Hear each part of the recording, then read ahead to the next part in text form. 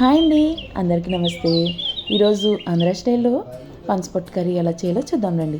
ముందుగా పనసకాయని పొట్టు కింద కొట్టుకొని దానికి పసుపు, పప్పు నూనె జోడించి మూలిగేంత వరకు నీళ్లు పోసి కుక్కర్లో 3 విజిల్స్ రానివ్వాలి.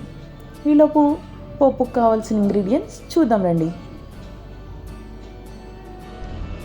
శనగపప్పు, మినపప్పు, ఆవాలు, ఎండుమిరపకాయలు, కరివేపాకు, పల్లీలు, కూరవడియాలు, పచ్చిమిరపకాయలు, నువ్వుపప్పు, ఆవాలు, ఎండుమిరపకాయ, చిన్న నిమ్మకాయ సైజు అంత చింతపండు నానబెట్టుకుని పక్కన ఉంచుకోవాలి.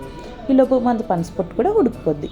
దాన్ని చిల్లుల బొట్టులో నీళ్ళు లేకుండా వార్చేసి కొంచెం చల్లార్చి తడి లేకుండా పిండేసి పక్కన ఉంచుకోవాలి. కూరవడియాలు, పల్లీలు విడివిడిగా వేయించి పక్కన ఉంచుకోవాలి. ఇందాక చూపించిన తాలింపు దినుసులు 1 by 1 వేసుకుంటూ వేగించి ముందుగా నానబెట్టిన చింతపండు రసాన్ని కొద్దిగా పోసుకుంటూ పసుపు, తగినంత ఉప్పు, చిన్న ముక్క బెల్లం వేసుకొని దగ్గరికి రానివ్వాలి.